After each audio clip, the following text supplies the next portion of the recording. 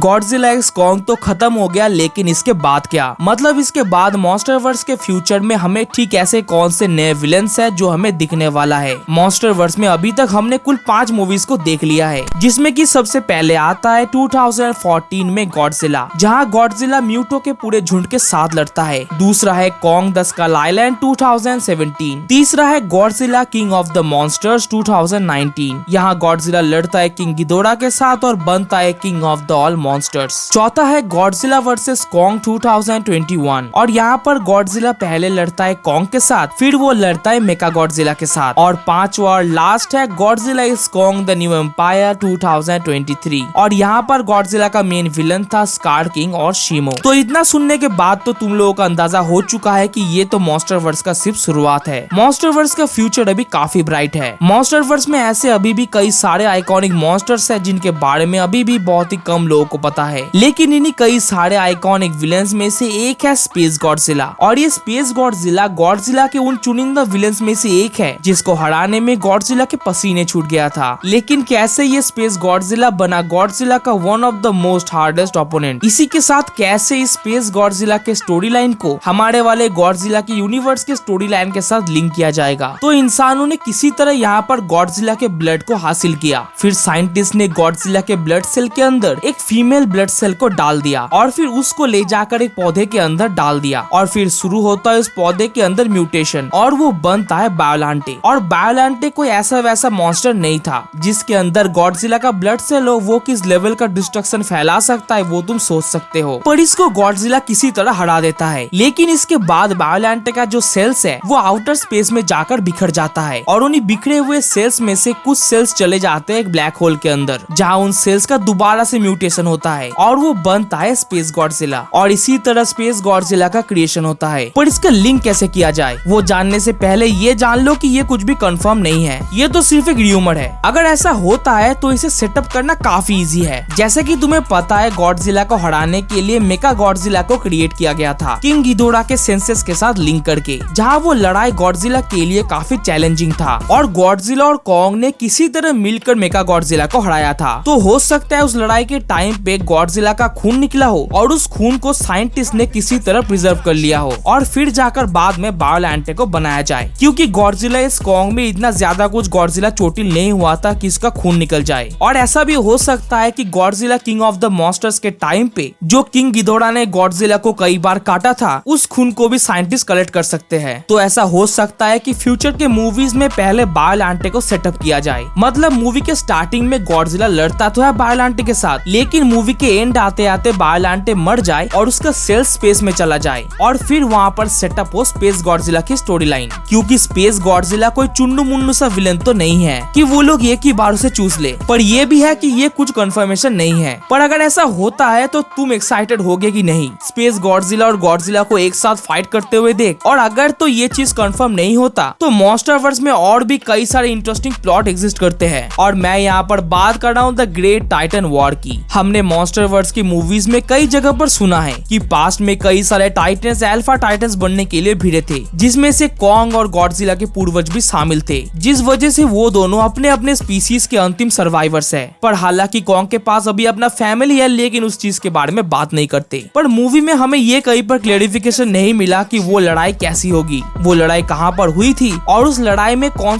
से टाइटन्स खत्म हुए थे। वो सब कुछ अभी भी हमारे लिए एक मिस्ट्री है। तुम लोग बताओ कि तुम लोग इसके बारे में क्या सोचते हो? क्या तुम द ग्रेट टाइटन वॉर को ऐसा मूवी एक्सेप्ट करोगे और एंजॉय करोगे, या फिर तुम किस विलेन को नेक्स्ट मॉन्स्टरवर्स में देखना चाहते हो? ओके, तो यहीं तक थी आज की वीडियो कैसा लगा जरूर बताना और वीडियो के किस जगह पर मुझे इंप्रूवमेंट करना चाहिए वो भी बता देना और नेक्स्ट किस टॉपिक के ऊपर तुम वीडियो देखना चाहते हो वो जरूर बताना।